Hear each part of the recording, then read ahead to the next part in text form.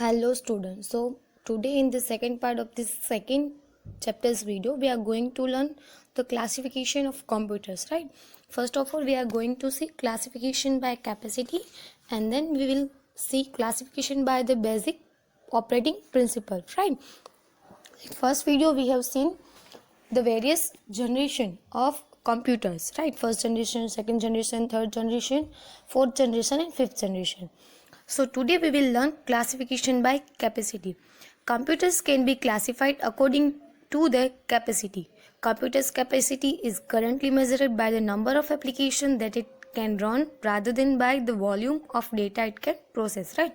So computer को हम कैसे classification कर सकते हैं? By the capacity. तो अभी के जो कंप्यूटर है उसको हम उसकी कैपेसिटी कैसे मेजर करते हैं कि वो कितनी एप्लीकेशंस रन करवा सकता है, कितना डेटा प्रोसेस करता है, उससे नहीं, राइट, कितनी एप्लीकेशन रन करवा सकता है. तो इसके अकॉर्डिंग हम कंप्यूटर को क्लासीफाइड करेंगे 5 टाइप्स में. फर्स्ट वन है micro computer, then mini computers, medium size computers, large computers and super computers. So first of all we are going to learn micro computers. The microcomputer has the lowest level capacity. The machine has memory that are generally made of semiconductors fabricated on silicon chips, right? So microcomputer उसकी कैसी capacity होती है? Lowest होती है, lowest level की, right? तो machine के पास क्या होती है कि कुछ मेमोरी होती है. वो किससे बनी होती है? सेमीकंडक्टर से, और सिलिकॉन चिप्स उसमें फैब्रिकेट होती है. Large scale production of silicon chips began in 1971 and this has been of great use in production of microcomputers, right? So large scale production silicon chips का कब स्टार्ट हुआ है? 1971 में, और तब से इसका क्या यूज़ होने लगा? माइक्रो कंप्यूटर प्रोड्यूस करने में. The micro computer is a digital computer system that is controlled by a storage program that uses micro processor, right? So micro computer एक डिजिटल कंप्यूटर सिस्टम है और वो किससे कंट्रोल होता है? माइक्रो प्रोसेसर से. For example programmable read only memory and random access memory, मतलब ROM and RAM, right? The second one is mini computers. RAM and ROM क्या होता है वो हमने थर्ड ग्रेड में पढ़ा है. Mini computers. तो in the 1916 the growing demand for a smaller stand-alone machine brought about the manufacture of the mini computers to handle tasks that large computers could not perform economically. तो 1916 में क्या हुआ कि ऐसे कंप्यूटर्स की ज़रूरत हुई जो सिंगल यूनिट हो, मतलब कि कोई एक मिनी कंप्यूटर हो जो स्मॉलर हो एंड स्टैंड अलोन मशीन हो, मतलब कि एक ही मशीन हो जो आप इजीली जो टास्क हम उसमें परफॉर्म कर पाए, जो कि लार्ज कंप्यूटर्स में नहीं परफॉर्म हो सकते. Mini computer system provide faster operating speed and larger storage capacity than micro computer. Mini computer में क्या होता है? एक तो उसकी साइज कम होती है एंड उसकी ऑपरेटिंग जो करता है, जो हमारी इंस्ट्रक्शन, मतलब कंप्यूटर जो ऑपरेट होता है उसकी स्पीड क्या होगी? फास्ट होगी. एंड उसकी स्टोरेज कैपेसिटी भी माइक्रो कंप्यूटर से ज़्यादा होती है. This type of computer system is very flexible and can be expanded to meet the need of user. और वेरी फ्लेक्सिबल होते हैं, आप इजीली उसको कैरी कर सकते हो एंड जो यूज़र को ज़रूरत थी वो सब वो फुलफिल कर रहा था. तो ये था mini computers. The second one is medium size computers. तो medium size computer system provide faster operating speed and large storage capacity than mini computer. तो ये जो कंप्यूटर था वो तो मिनी कंप्यूटर से भी ज़्यादा storage capacity and speed provide करता था. They can support a large number of high speed input output devices. हम उसमें जो हाई स्पीड के इनपुट आउटपुट डिवाइस है वो भी वो सपोर्ट करता था. Several disk drives can be used to provide online access to large data files as required for direct access processing on their operating system. Also support both multi programming and virtual storage, right? तो ये जो थे उसमें क्या थी? तो कि several disk drive थी जो ऑनलाइन एक्सेस, हम जो कोई भी लार्ज डेटा है अगर आपको उसको इंटरनेट पर हम पता है कि कोई पे भी डेटा हो तो आप इंटरनेट पे जाके उसको डायरेक्टली एक्सेस कर सकते थे. तो मीडियम साइज कंप्यूटर में आप ये भी कर सकते थे कि कोई भी लार्ज अमाउंट में कोई डेटा कहीं और जगह स्टोर हुआ है तो आप उसको ऑनलाइन एक्सेस इसमें कर सकते थे, राइट? एंड क्या सपोर्ट करता था? Multi programming. मतलब कि ये वाला जो कंप्यूटर था, मल्टी प्रोग्रामिंग मतलब क्या कि कंप्यूटर मल्टी प्रोग्राम मतलब एक से ज़्यादा प्रोग्राम्स को रन करवा सकता है या एग्जीक्यूट कर सकता है. right? And a medium sized computer can support a management information system and can therefore serve the needs of large bank, insurance company or university, right? So ये मीडियम साइज में था, तो जैसे मैनेजमेंट इंफॉर्मेशन सिस्टम थी, जैसे कि bank, insurance company, university में क्या होने लगा, ये यूज़ होने लगा. They usually have memory sizes ranging from 32K to 512K bytes, right? तो इसकी जो मेमोरी रेंज होती है वो इतनी होती है, कितनी, 32K से लेके 512 बाइट्स तक. The IBM system 370, Burroughs 3500 system and NCR Century 200 system are the example of medium size computers. तो ये सब क्या है, मीडियम साइज कंप्यूटर के एग्जाम्पल्स है. The next one is large computers. ये का कौन से थे, मीडियम साइज कंप्यूटर्स थे. Next one is large computers. Large computer usually contain full control system with minimal operator intervention. Large computer system ranges from single processing configuration to nation wide computer based network, right. So ये large computer थे, वो कैसे थे, तो कि full control system थी उसमें और मिनिमल ऑपरेटर इंटरवेंशन था उसमें. तो large computer system ranges from single processing configuration to nation wide computer based network, right. So आप एक सिंगल यूनिट से लेके nation wide computer based network के वहाँ तक वो कनेक्टेड थे. They have storage capacity ranging from 512K to 8192K bytes. तो देखो, राइट, तो मीडियम साइज कंप्यूटर से लार्ज कंप्यूटर की जो ये रेंज थी स्टोरेज कैपेसिटी की, वो क्या होगी, बढ़ गई. The internal operating system is measured in term of nano seconds, where in small computers the speed is measured in the term of micro seconds, right. जो इंटरनल ऑपरेटिंग स्पीड है इसकी, वो किस में मेजर होती है, नैनो सेकेंड, एक unit है नैनो. देन जो स्मॉल कंप्यूटर्स है उसकी स्पीड किस में मेजर होगी, इन माइक्रो सेकेंड, राइट. तो ये थे कौन से वाले, large computers. The next one is super computers, right. तो ऐसे सुपर कंप्यूटर्स नाम से ही लग रहा है ना कि क्या हो गए, सुपर्स हो गए. The super computers are the biggest and fastest machine today and they are used when billions or even trillions of calculations are required, right. तो ये अभी के जो अभी आप देख नाम सुना होगा सुपर कंप्यूटर का आपने, तो ये बिगेस्ट मतलब कि साइज में बड़े होते एंड फास्टेस्ट मशीन है, सबसे ज़्यादा फास्ट वर्क करने वाला. एंड कब यूज़ होता है कि आपको बिलियंस और इवन ट्रिलियंस ऑफ कैलकुलेशन, मतलब कि बिलियंस में आपको कुछ कैलकुलेशन करनी है और इवन ट्रिलियंस में करनी है, तो तभी यूज़ होते हैं. These machines are applied in nuclear weapon development, accurate weather forecasting, and as host processor for local computers and time sharing network, right. तो ये हम यूज़ नहीं करते. सुपर कंप्यूटर कहाँ पे यूज़ होते, तो कि न्यूक्लियर वेपन डेवलपमेंट में, राइट. फिर वेदर फोरकास्टिंग, जहाँ वेदर फोरकास्टिंग होता है उसमें. Then host processor for local computer, मतलब कि कोई कंप्यूटर है उसका होस्ट बन के. देन टाइम शेयरिंग नेटवर्क्स में supercomputers have capabilities far beyond even than the traditional large scale system, right. So जो हमारे पास लार्ज स्केल सिस्टम है उससे भी ज़्यादा कैपेसिटी किसकी होती है और कैपेबिलिटीज़ किसकी होती है, सुपर कंप्यूटर की.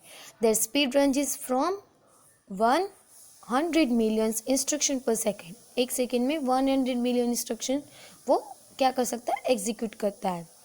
To well over 3 billions. Examples of supercomputers are Cray 2, Cray XMP 24 and NEC 500, right. तो ये सब क्या है, सुपर कंप्यूटर के एग्जाम्पल है. मतलब कि बहुत ज़्यादा कंप्यूटर, इतने सुपर कंप्यूटर नहीं होते, 3-4 ही सुपर कंप्यूटर है. तो ये सब उसके क्या थे, एग्जाम्पल्स थे. तो अभी हमने देखा the classification of computer by capacity. Now the last topic of this chapter is classification by the basic operating principle, right. So कैसे कंप्यूटर ऑपरेट करता है डेटा, उसके अकॉर्डिंग भी उसको क्लासिफाइड किया जाता है. तो उसके अकॉर्डिंग हम कंप्यूटर को 3 टाइप में क्लासिफाइड करेंगे, analog computer, digital computer and hybrid computer. So using this classification technique, computer can be divided into analog, digital and hybrid system. They are explained as follows. The first one is analog computers, right. तो आप ये lower grade में भी पढ़े होंगे कि what is analog computers. Analog computers were well known in the 1940s, although they are now uncommon, right? In such computers, number to be used in some calculation were represented by physical quantities such as electrical voltage, right?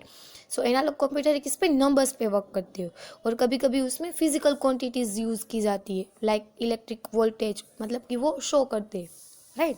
According to the Penguin dictionary of computers 1970s, an analog computer must be able to accept input which vary with respect to time and directly applies this input to various devices within the computer which perform the computing operations of addition, subtraction, multiplication, division, integration and function generation, right?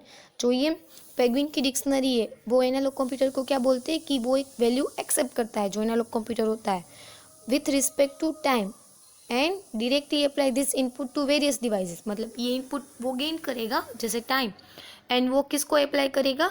Various input device को with in computer. और वो कैसे फिर वो computer क्या perform करेगा, कैसे operations like addition, subtraction, multiplication, division, integration, right? Integration भी होता है जैसे मल्टीप्लिकेशन डिवीजन होता है वैसे मैथ का एक formula, and function generation, right? The computing units of analog computers respond immediately to the changes which they detect in input variables, मतलब कि जैसे ही एनालॉग में आप जो कुछ इनपुट दे रहे हो वो चेंज होगा, उसके अकॉर्डिंग हमें क्या मिल जाएगा? आउटपुट, वो भी हमें चेंज मिल जाएगा।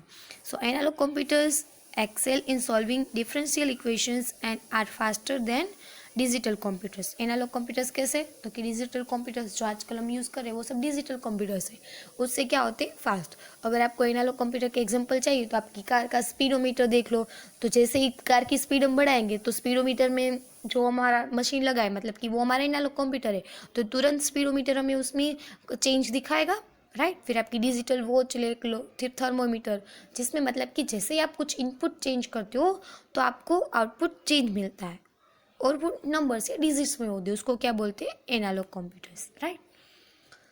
The next one is digital computers. The most of the computers today are digital. We all know they represent information discretely to use binary, मतलब two step system that represent each piece of information as a size of 0 and 1. मतलब कि आजकल के जो computer है हम सबको पता है कि कंप्यूटर किस पे वर्क करता है? 0 and 1 में, राइट? तो ये जो डिजिटल कंप्यूटर है वो क्या सिस्टम को रिप्रेजेंट करता है? द पीस ऑफ, मतलब कि 0 and 1 का combination. The Pocket Webster School and Office Dictionary simply defines digital computer as a computer using numbers in calculating, right? तो जो ये वेबस्टर स्कूल है एंड ऑफिस डिक्शनरी है वो कैसे डिफाइन करती है डिजिटल कंप्यूटर को? एक कंप्यूटर ऐसा जो क्या करता है? नंबर्स यूज करता है इन कैलकुलेटिंग. नंबर्स मतलब 0 and 1. So digital computers manipulates data more easily than analog computers. They are designed to process data in numerical form, and the circuit perform the mathematical operations of addition, subtraction, multiplication and division directly. Because of digital information is discrete, it can be copied exactly, but it is difficult to make exact copy of analog information. So ये digital computers है वो भी क्या perform करते हैं? Addition, subtraction, multiplication and division, right? But जो digital information है वो डिस्क्रीट, मतलब अलग अलग है. It can be copied exactly, but मतलब कॉपी हो जाती है, but difficult to make exact, मतलब एग्जैक्ट एनालॉग जो इन्फॉर्मेशन होती है एनालॉग कंप्यूटर की उसकी कॉपी करना थोड़ा मुश्किल है. And the last type is hybrid computer, right? So hybrid computers are the machines that can work as both analog and digital computer. ऐसे मशीन जो जिसमें दोनों फंक्शनैलिटी होती है, जैसे एनालॉग की एंड डिजिटल कंप्यूटर की.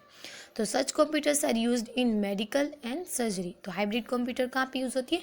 कि जहाँ पे एनालॉग कंप्यूटर की भी ज़रूरत हो और डिजिटल कंप्यूटर की भी ज़रूरत हो. तो ऐसे कौन से फील्ड? तो कि मेडिकल एंड सर्जरी में. तो इसी के साथ हमारा ये चैप्टर ख़त्म होता है. तो इस चैप्टर में हमने देखे various generation of computers and classification of computers like super computers, mini computers. पहले कैपेसिटी के अकॉर्डिंग देखा हमने क्लासिफिकेशन, देन ऑपरेटिंग प्रिंसिपल के according, right? Let's see the exercise of this chapter. The first one है हमारा true and false, right? The first one है Harvard Mark 1 was the first commercially available computer, right? So first था commercially available computer Harvard, false, right? तो Harvard Mark 1 नहीं था इसलिए क्या आएगा? False. The next one is UNIVAC 1 has storage capacity about 2000 words. तो yes ये क्या है ट्रू. सेकेंड में आपको लिखना है true. Fortran and COBOL way the language used in second generation computer. Yes ये वाली लैंग्वेज यूज होती थी सेकेंड जनरेशन कंप्यूटर में, तो इसमें भी क्या आएगा true. The next one is IBM 180 series computers in third generation had provision for facilitating the time sharing and multi programs also.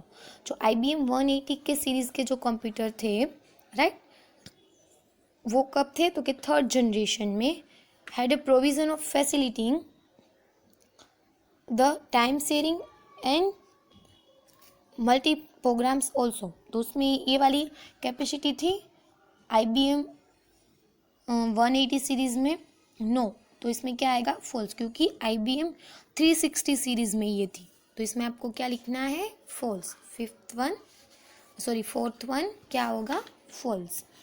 Fifth one micro computers were developed by combining micro processor with other LSI chips. Right micro computers कैसे develop होते हैं, micro processor and LSI chips. तो ये क्या आएगा true. The next one is computer devices with original intelligence are still in development. Right? मतलब कि जो ओरिजिनल इंटेलिजेंस है वो अभी डेवलपमेंट में है स्टिल. तो इसमें क्या आएगा फॉल्स, क्योंकि ऑलरेडी क्या है आ गए जो हमने फिफ्थ जनरेशन कंप्यूटर के देखे थे. आर्टिफिशियल इंटेलिजेंट डेवलपमेंट में है राइट, ओरिजिनल इंटेलिजेंस नहीं. तो इसमें क्या आएगा false. The second one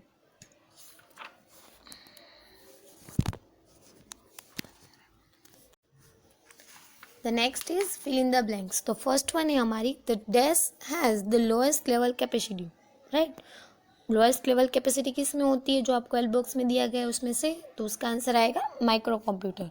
right the second one the micro computer is a desk computer system controlled by a storage program. Right so micro computer में कौन सी computer system होती है तो डिजिटल कंप्यूटर सिस्टम. सेकेंड में क्या आएगा digital. Third one mini computer system provide faster operating speed and larger desk capacity. कौन सी capacity mini computer में लार्जर होती है तो स्टोरेज कैपेसिटी लार्जर होती है. तो थर्ड में आएगा storage. Fourth one the desk are the biggest and fastest machines today. कौन सा मशीन फास्टेस्ट है तो सुपर कंप्यूटर. फोर्थ में क्या आएगा super computers. The desk computers were well known in the 1940s. कौन से कंप्यूटर्स 1940 में वेल नोन थे तो एनालॉग कंप्यूटर्स. फिफ्थ में क्या आएगा analog. Six one desk computers can work both analog and digital. कौन से कंप्यूटर दोनों की फंक्शनैलिटी रखते हैं एनालॉग एंड डिजिटल की तो हाइब्रिड कंप्यूटर. राइट तो ये हमारी थी fill in the blanks. Right इसकी PDF में आपको हमारी जो यूनिक स्कूल की ऐप है उसमें डाउनलोड पोर्टल में डाल दूंगी, आप वहाँ से डाउनलोड कर सकते हो. और अभी आपके पास कोई भी नोटबुक है उसमें इसको लिख लेना. The next one is MCQs. So there are desk definable operations of computers. तो 5 राइट जो हमने 5 जनरेशन ऑपरेशंस नहीं जनरेशन, तो कितनी जनरेशन थी 5 generation. Right second one first generation computers were extremely large in size with desk. कौन सी circuitry use होती थी फर्स्ट जनरेशन कंप्यूटर में तो वैक्यूम ट्यूब्स. तो फर्स्ट में आएगा सेकेंड में आएगा a vacuum. Third one desk media was being used as an auxiliary storage of data in second generation computer. Right कौन सी मीडिया यूज होती थी इन सेकेंड जनरेशन कंप्यूटर में तो मैग्नेटिक मीडिया. ये हमने जब सेकेंड जनरेशन एक्सप्लेन किया मैंने तब बोला था कि मैग्नेटिक मीडिया. तो थर्ड में आएगा C. Fourth one the third generation computer started in desk with incorporation of one word integrated circuit in the circuitry. कब स्टार्ट हुए थे थर्ड जनरेशन कंप्यूटर तो इन 1964. तो इसका आंसर आएगा फोर्थ का B 1964. Fifth one the desk techniques are used in fourth generation computer. कौन सी टेक्निक यूज होती है फोर्थ जनरेशन तो VLSI. Right the next one is desk is a reality made possible by using parallel processing and super conductor. Right कैसे parallel processing and super conductor से क्या बनता है तो AI आर्टिफिशियल इंटेलिजेंस. इस 6 में क्या आएगा C. राइट जो इसके क्वेश्चन आंसर है there are total 5 question answer. मैं इसकी PDF भी डाउनलोड पोर्टल में डाल दूँगी, आप वहाँ से उसको डाउनलोड करके लिख सकते हो। तो इसी के साथ हमारी ये एक्सरसाइज भी ख़त्म होती है, राइट। Thanks for watching.